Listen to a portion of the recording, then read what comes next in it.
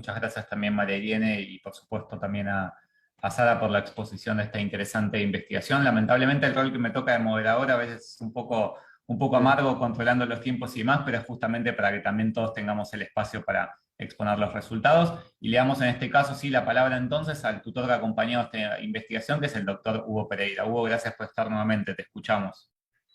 Muchas gracias a ti, Tomás, al equipo de Claxo. Felicitaciones a los compañeros del equipo de Paraguay, a Sara, a Agustín y por supuesto también a la compañera María Irene Rodríguez por este trabajo desarrollado que tiene hallazgos sumamente interesantes. Indudablemente 20 minutos queda corto para la gran cantidad de información, de hallazgos sumamente significativos que se encuentran dentro del artículo.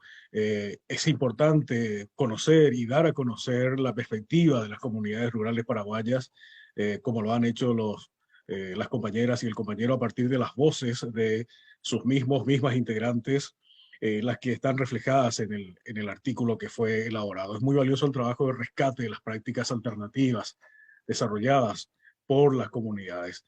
La solidaridad de los integrantes, de las integrantes de las comunidades que menciona el artículo, en algunos pasajes es central porque es el que les permite subsistir a estas comunidades. Y es justamente esa también la razón por la que en lugares donde las actividades extractivas pretenden avanzar o avanzan de manera muy agresiva, y ante la organización de las comunidades se apela a producir un quiebre de dicha solidaridad. El Estado paraguayo, hay que decirlo, pese a los programas orientados a la agricultura familiar campesina, tuvo históricamente una postura contraria al campesinado.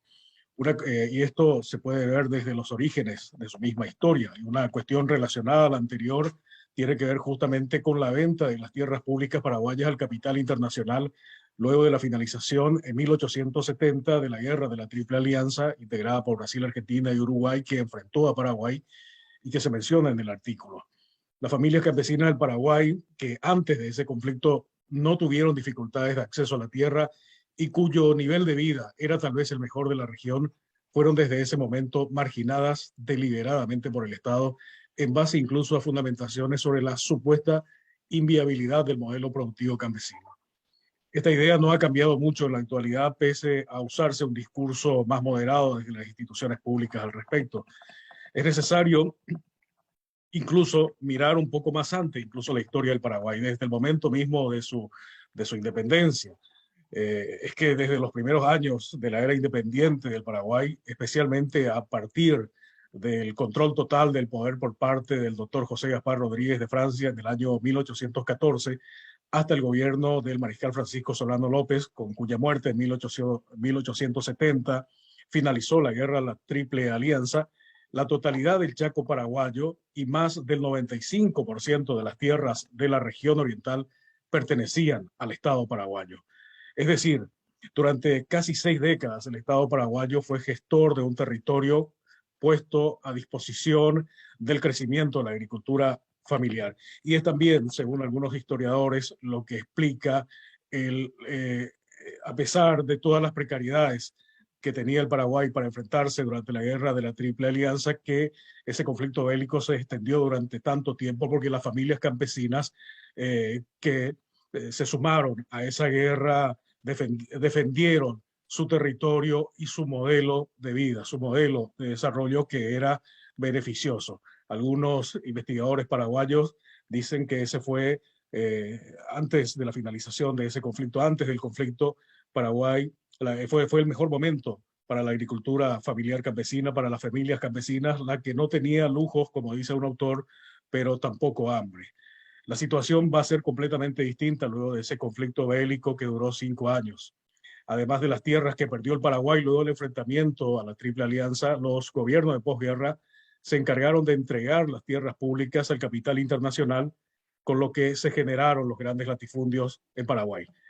En 1883, apuntando a eso, se promulgó una primera ley que marcó un hito en la legislación agraria paraguaya. El Poder Ejecutivo quedó autorizado a través de la legislación a vender las tierras públicas preferentemente a los arrendatarios y ocupantes de las mismas. Sin embargo, el repentino aumento del costo del alquiler, el corto y el perentorio plazo dado para el pago al contado, impidieron que los pequeños inquilinos y ocupantes de tierras fiscales se ajusten a las inesperadas condiciones dictadas por la nueva ley, cuyo resultado fue que miles de pobladores paraguayos se quedaran de la noche a la mañana sin tierras y sin la posibilidad de adquirirlas, como decía en los años 70 Carlos Pastore, autor de la clásica obra La lucha por la tierra de Paraguay. La eliminación del minifundio campesino y la expansión de la gran propiedad se profundizaron pocos años después.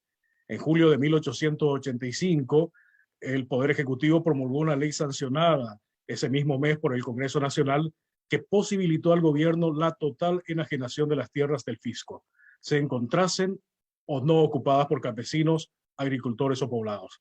De esta manera, mientras que unos pueblos y grupos de familias perdieron sus campos y bosques comunales, otros quedaron cercados por las alambradas de las nuevas tierras privadas. El Paraguay perdió así el control sobre su fuente de producción y riqueza y se produjo la concentración de la propiedad territorial en manos de muy pocos. El campesino paraguayo se convirtió en un intruso en su propia tierra. Y es que, en efecto, en el año 1944, el dictador Higinio Morínigo firmó un decreto que negaba al intruso, al campesino paraguayo, los derechos sancionados en las leyes agrarias desde 1918 y colocándolo de esta manera al margen de la reforma agraria. Esto empeoró 2 meses después con otro decreto a través del cual se dejó sin efecto la obligación impuesta por el Estatuto Agrario al Departamento de Tierras y Colonización de dar ubicación a los campesinos desalojados de predios privados.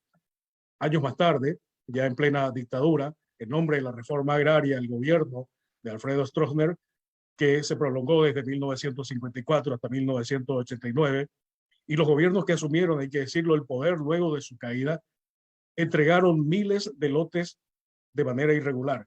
Según el informe de la Comisión Verdad y Justicia, desde 1954 hasta el 2003, fueron adjudicados más de 200.000 lotes que totalizaban casi 12.300.000 hectáreas, es decir, la mitad de las tierras arables del país.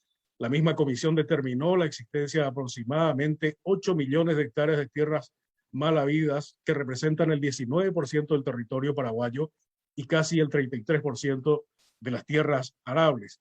En este sentido, hay que decir que actualmente sectores políticos conservadores impulsan en Paraguay una iniciativa legislativa que pretende blindar esas tierras mal habidas en nombre de la defensa a la propiedad privada.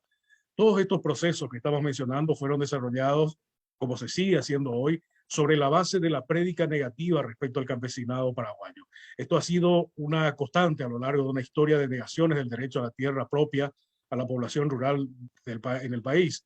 En el pasado, abrió el camino para la enajenación al capital internacional de las fuentes de riqueza del país por parte de los gobiernos que se hicieron con el poder luego de la guerra de la Triple Alianza. Hay un hecho bastante significativo en la historia de Paraguay, y es que en julio del año 1958, el primer seminario nacional sobre reforma agraria que se realizó sin que las organizaciones campesinas fueran invitadas, ni tampoco sus representantes legales, en ese seminario quedaron registrados juicios de valor sumamente negativos respecto al campesinado paraguayo, como por ejemplo, se decía en ese seminario, el campesino vive en un ambiente de indiferencia, sin desarrollar sus inquietudes espirituales.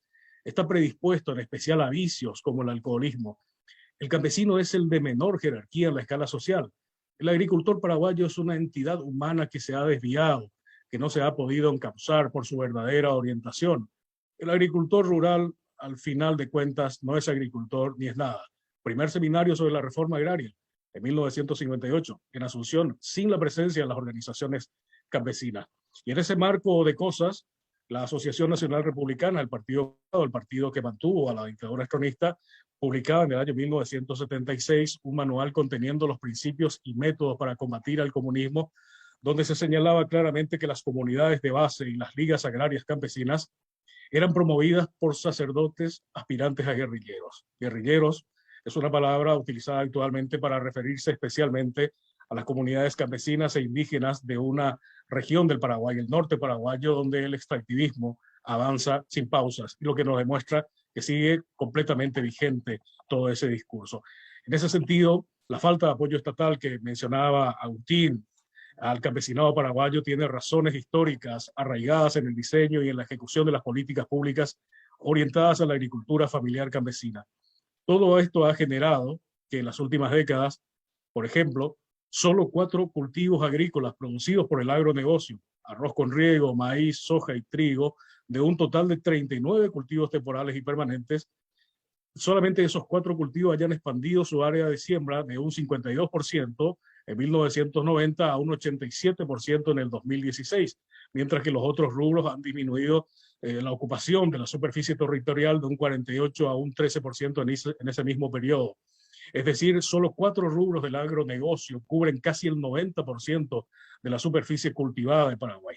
Por lo tanto, el estudio que han presentado las compañeras y el compañero Agustín y que ustedes podrán encontrar en el artículo mucho más detallado, todo lo que tiene que ver con las prácticas alternativas que llevan adelante estas organizaciones, nos indica, nos muestra este estudio que pese a ese difícil contexto histórico que estábamos mencionando, el contexto económico, la falta o casi nulo apoyo estatal y los efectos del cambio climático, las comunidades rurales paraguayas resisten mediante prácticas y saberes que han sido transmitidos a sus integrantes actuales de generación en generación. Este es un aspecto central del aporte al conocimiento por parte del trabajo del equipo paraguayo de investigación. Y como dicen desde la vía campesina, la agricultura familiar campesina puede enfriar el planeta. Felicitaciones al equipo de Paraguay, las compañeras Sara, María Irene y Agustín. Muchas gracias, Tomás. Muchas gracias a vos, Hugo, por estos valiosos comentarios de este proyecto que sin duda ha sido muy interesante y que ha aportado notablemente al estudio de las problemáticas vinculadas al cambio climático y el ambiente en nuestra región. Pasamos entonces